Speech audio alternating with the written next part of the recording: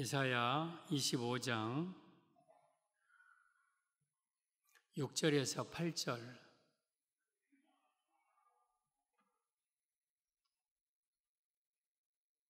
6절 함께 시작. 만군의 여호와께서 이 산에서 만민을 위하여 기름진 것과 오래 저장하였던 포도주로 연회를 베푸시리니 곧 골수가 가득한 기름진 것과 오래 저장하였던 맑은 포도주로 하실 것이며, 또 이 산에서 모든 민족의 얼굴을 가린 가리개와 열방 위에 덮인 덮개를 제하시며 사망을 영원히 멸하실 것이라. 주 여호와께서 모든 얼굴에서 눈물을 씻기시며 자기 백성의 수치를 온 천하에서 제하시리라. 여호와께서 이같이 말씀하셨느니라. 아멘. 오늘 제목은 산에서 주시는 하나님의 은혜라는 제목으로 말씀을 드립니다. 산에서 주시는 하나님의 은혜.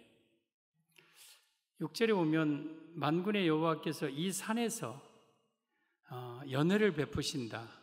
오래 저장하였던 맑은 포도주로 골수가 가득한 기름진 것으로 연회를 베푸신다 그랬어요.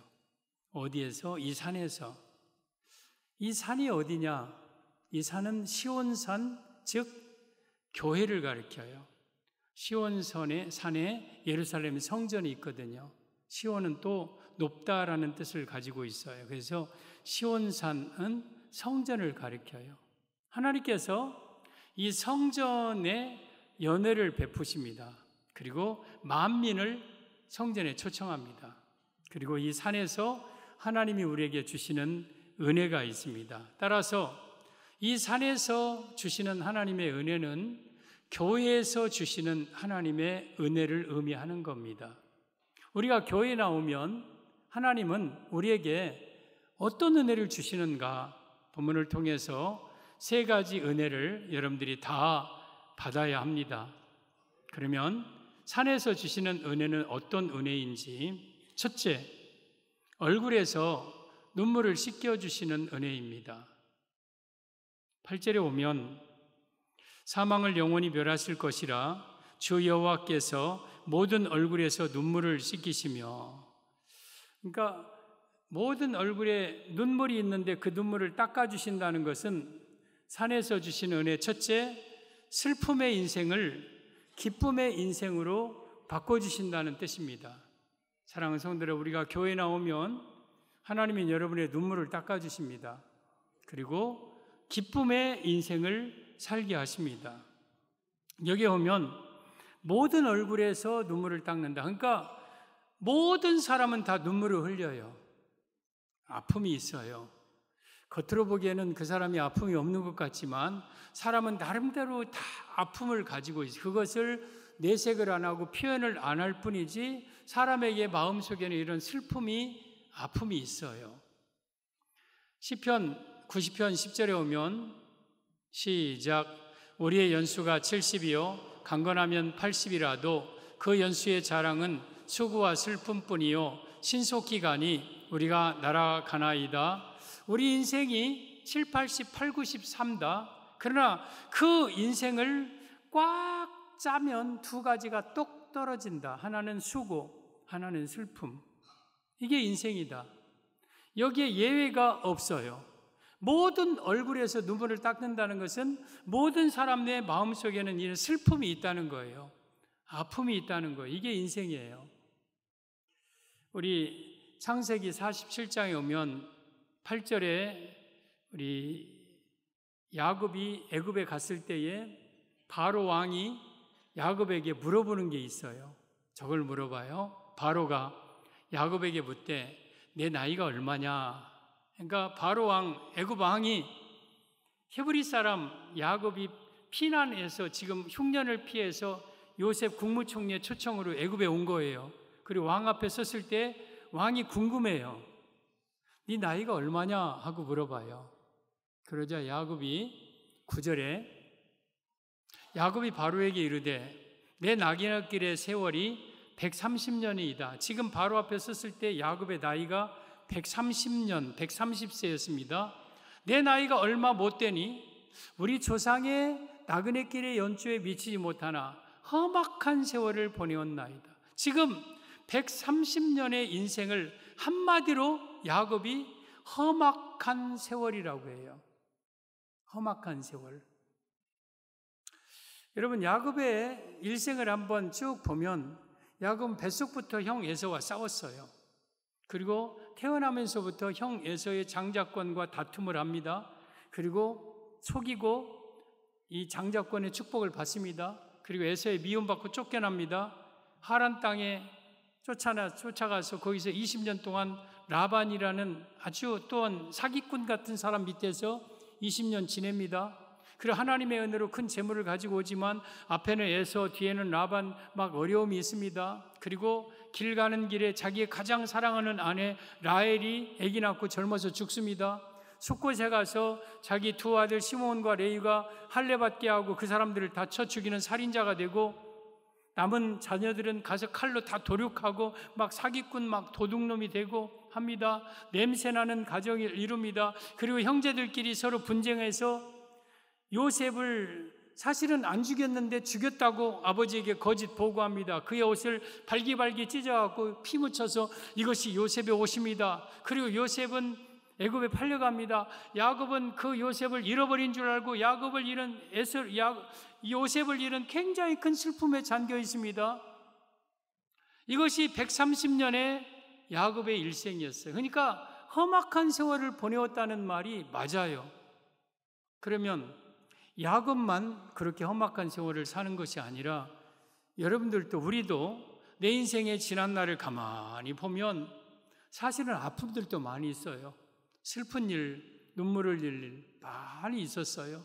그것이 우리 인생이. 그래서 오늘 모든 얼굴에 눈물이라는 것은 모든 인간인처럼 슬픔이 있다는 거예요. 근데 우리 그렇게 살아서는 안 되잖아요. 하나님은 여러분들이 슬프게 탄식 속에 우울하게 사는 걸 원하지 않잖아요. 그래서 이 산에 여러분들을 초대합니다. 그리고 이 산에서 뭘 베풀어 주냐면 연회를 베풀어요. 연회. 만군의 여호와께서 베푸는 연회. 그 음식이 두 가지입니다. 오래 저장하였던 맑은 포도주, 성령, 그리고 골수가 가득한 기름진 것, 말씀. 우리 교회에 오면 말씀과 성령의 잔치를 연회는요, 잔치예요, 잔치. 그 잔치 자리에 초대되면 내 마음의 슬픔이 다 사라지고 아픔이 사라지고 기쁨이 충만해요. 이것이 산에서 베푸는 은혜예요. 여러분, 잔치 자리에 초대되어 갖고 울고 슬프고 탄식하고 눈물을 흘리는 사람 없어요. 여기저기서 막 음악을 듣고 음식을 나누고 서로 담소를 나누고 행복하게 막 그렇게 살아요. 이것이 바로 교회에서 주시는 은혜. 첫째, 여러분 내 삶의 슬픔을 눈물을 닦아주시고 잔치자리에 참여해서 슬픔의 인생을 기쁨으로 바꿔주는 인생. 그래서 우리 성도들은 더 이상 이 산에 올라온 이후로는 눈물을 흘리면서 살아면 안 돼요. 내가 안 흘려야지가 아니라 하나님이 여러분들을 위로해 주셔요. 더 이상 슬픈 인생 살지 않게 하셔요. 기쁨으로 살게 하셔요. 시편 30편 5절에 오면 시작. 그의 노염은 잠깐이요 그의 은총은 평생이로다. 저녁에는 울음이 깃들일지라도 아침에는 기쁨이 오리로다.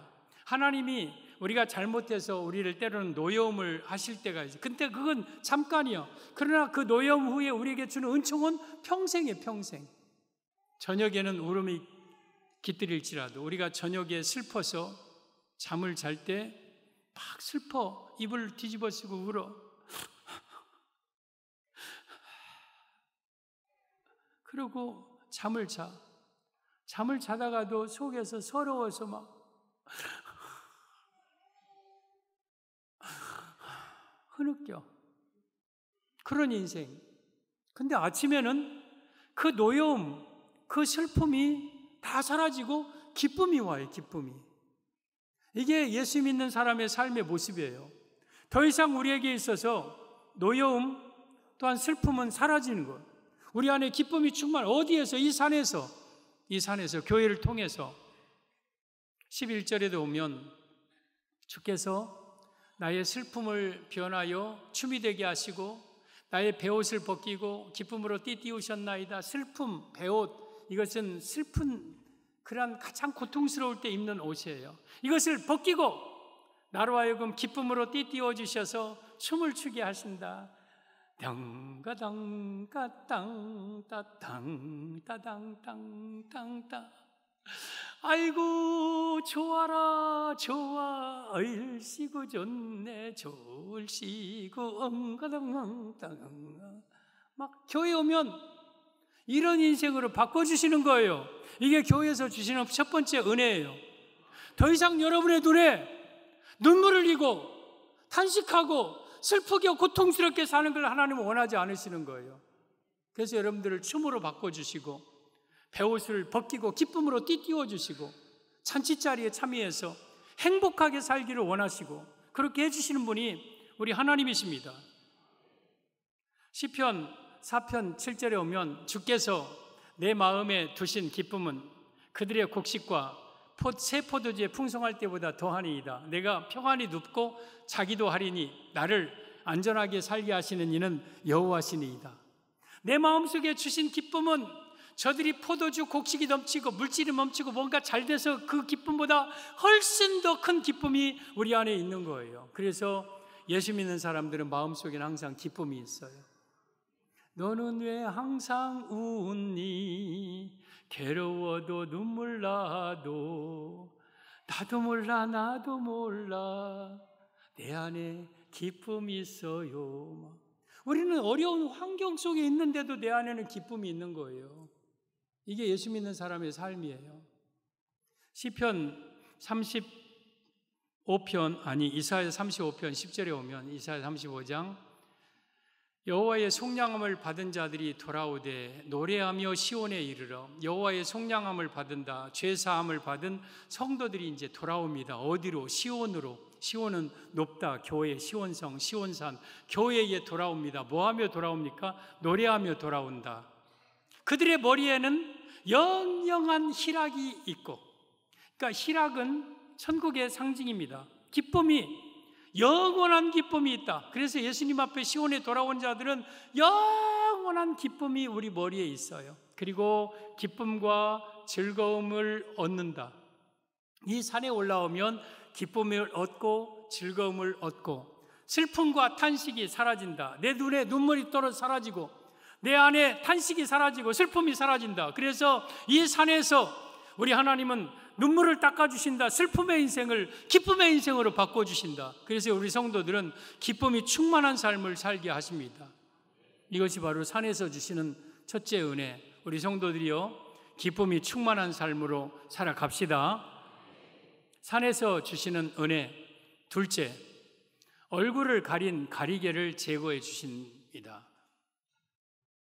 7절에 오면 또 이 산에서 모든 민족의 얼굴을 가린 가리개와 열방 위에 덮인 덮개를 제하시며 이 산 교회에서 모든 민족의 얼굴을 가린 가리개, 열방에 덮인 덮개가 뭡니까? 죄예요, 죄. 사람들의 얼굴에는 다 죄가 있어요. 이게 가리개, 덮개로 표현하는 거예요. 이것을 벗겨주신다. 그래서 교회에서 주신 은혜. 둘째, 죄 용서의 은혜를 주심을 의미합니다. 사랑하는 성도 여러분, 교회에 오면 죄를 용서받아요. 여기에 모든 민족의 얼굴이라고 그랬어요. 그러니까 단 한 사람도 예외 없이 모든 사람의 얼굴에는 죄의 가리개가 덮여 있어요. 그리고 열방 위에 덮인 덮개, 열방은 모든 나라를 가리켜요. 모든 나라에 가리개가 있고 덮개가 있다. 그래서 모든 인간은 다 죄로 인해서 가리개에 덮개에 눌려 있는 것이 인간이에요. 어떤 사람은 그래요. 나는 죄가 없습니다. 나 죄 안 졌습니다. 하는 사람이 있어요. 야고보서 1장에 보면 죄 없다 하는 사람은 거짓말하는 자고 진리가 그 속에 없는 자이고 하나님을 거짓말하는 자로 만드는, 죄 있으면서도 없다고 일부러 그러는 거예요. 자기도 알아요. 우리가 태어나면서부터 죄를 짓고 태어나요. 우리는 시편 51편 5절에 오면 내가 죄악 중에서 출생하였으며 어머니가 죄 중에서 나를 잉태하였나이다. 내가 뱃속에서 나올 때부터 어머니가 죄 중에 나를 잉태하고 태아로부터 죄인이에요. 죄 중에서 나를 출생했다. 그러니까 우리는 태어나면서부터 죄를 가지고 태어나요. 어떤 죄?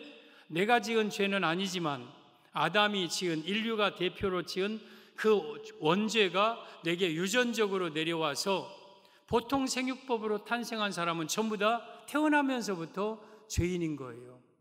그래서 예수님은 남자 없이 마리아로 태어난 이유는 원죄가 없게 태어나게 하시기 위해서 여자의 몸에서, 처녀의 몸에서 예수님이 태어나신 거. 그러니까 예수님은 태어나면서부터 죄가 없는 분이에요.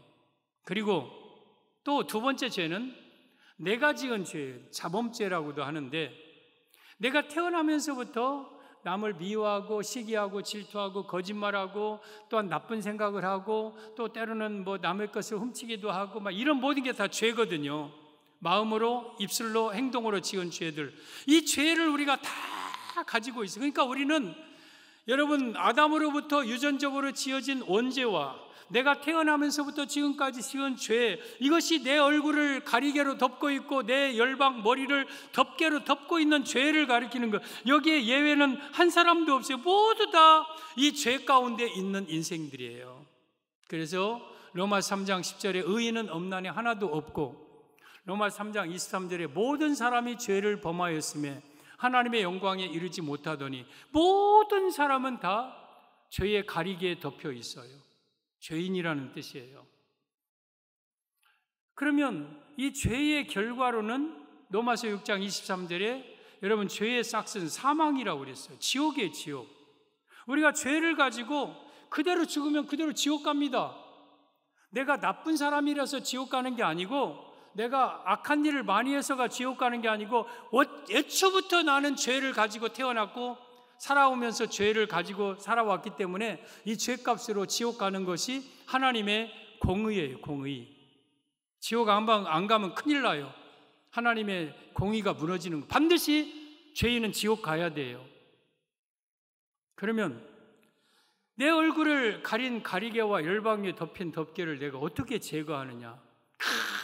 내 얼굴을 가린 이 죄의 덮개를 막 벗기고 가리개를 뜯어내려고 해도 내 영혼에 고착되어 버린 죄는 내가 스스로 뜯어낼 수가 없어요. 인간의 힘으로 죄를 스스로 벗길 수가 없는 거예요. 또 다른 사람의 얼굴에 가린 가리개를 내가 벗길 수도 없어요. 나도 죄인인데 어떻게 다른 사람의 죄를 내가 용서해 줍니까? 벗겨주고 해결해 줍니까? 그래서 우리 인간은요, 스스로 죄 문제를 해결할 방법이 없는 거예요. 에레미야 13장 23절의 말씀 보겠습니다. 구스인이 그 피부를, 표범이 그의 반점을 변하게 할 수 있느냐?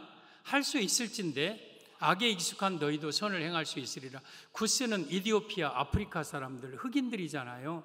아프리카 사람들 얼굴이 새카맣잖아요. 그러면 그 사람이 나는 왜 얼굴이 까말까? 이걸 좀 황색으로 하얗게 좀 바꿀 수 없을까? 하고 막 피부를 막 뜯어내고 막 한다고 그 까만 피부가 하얘집니까? 절대 스스로 그 피부를 바꿀 수가 없는 거예요. 그리고 표범이 막 군데군데 까만 색깔의 막 이 알록한 점이 있어.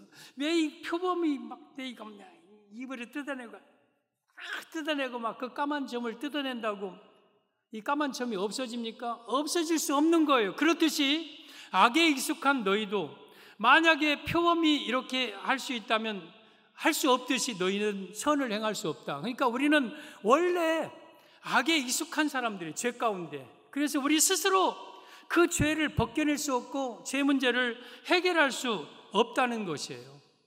그래서 모든 인간은요, 죄 가운데 살면서 불행하게 살다가 죄의 결과로 죽으면 그 즉시 지옥 갈 사람들이에요. 근데 하나님이 우리를 사랑하셔서 이 산, 교회로 우리를 초대했어요. 그리고 우리가 해결할 수 없었던 내 얼굴에 가린 죄의 가리개, 내 영혼에 덮였던 죄의 덮개를 벗겨주셨어요. 그래서 이 교회에 오면 죄 용서를 받는 곳이에요. 스가랴 13장 1절에 오면 그날에 죄와 더러움을 씻는 셈이 다윗의 족속과 예루살렘 주민을 위하여 열리리라. 이 교회에 셈이 터지는 거예요. 교회는 뭔 셈이냐면 죄와 더러움을 씻는 셈이에요. 예수님이 이 땅에 오심으로 말미암아 이루어진 일입니다. 죄와 더러움을 씻는 셈이, 그래서 교회는요 샘물이 펑펑펑펑 터져 나와요. 그래서 그 샘물로 내 죄와 더러움이 깨끗하게 씻겨져요. 그러면 교회에서 솟아나는 저 샘물이 뭡니까? 예수님의 피예요. 예수님의 피. 교회에 오면 예수님의 피로 인해서 내 모든 죄가 깨끗하게 씻어져요. 그런데 모든 사람의 죄가 다 씻어지는 게 아니라 다윗의 족속, 예루살렘 주민, 그것은 교회 성도들이에요. 택한 받은 자들. 그러니까 예수님은 십자가에 죽으셔서 인류의 모든 죄를 다 씻는 게 아니라 다윗의 족속, 예루살렘 주민, 하나님이 택한, 하나님 앞에 나온 사람들의 죄를 씻어주시는 거예요. 그래서 이 교회는요, 저 예수님의 피가 샘솟듯 솟아나는 샘이 교회예요. 교회에 오니까 어디 예수님의 피가 있습니까? 피를 우리에서 공중에서 쫙 뿌려가지고 그 피가 나를 어떻게 죄 사함 받습니까? 그게 아니라 말씀 통해서 여러분들에게 예수님의 피로 죄 사함을 받는 거예요. 그래서 이 교회는 죄와 더러움을 씻는 샘이 교회에 터져요. 이 산이, 그래서 이 산에서 우리는 죄 용서함을 받는 거예요. 우리 하나님이 이 산을 통해서 여러분들 죄 사함을 해주는 게 하나님의 은혜입니다. 에스겔 36장 24절에 오면 내가 너희를 여러 나라 가운데에서 인도하여 내고 여러 민족 가운데서 모아 데리고 고국 땅으로 들어가서 이스라엘 백성들을 여러 나라, 바벨론에도 끌려가고 아수리에도 끌려가고 헬라에도 끌려가고 막 있던 흩어진 유대인들, 또한 주 AD 70년에 이스라엘이 멸망해서 지금 전 세계에 흩어져 있는 이스라엘을 데리고 어디로 데리고 가냐? 고국 땅. 고국 땅은 예루살렘이에요. 예루살렘. 그래서 예루살렘으로 데리고 간다. 그러면 저 영적 이스라엘 백성들, 우리 영적 성도들, 우리가 죄 가운데서 세상에 살고 내 마음대로 죄 가운데 살고 죽어가던 우리를 고국 땅인 바로 예루살렘 교회로 우리를 데리고 가. 그러니까 누가? 내가. 여러분들이 교회에 함부로 여러분들이 나올 수 없는 거예요. 함부로 못 나와요.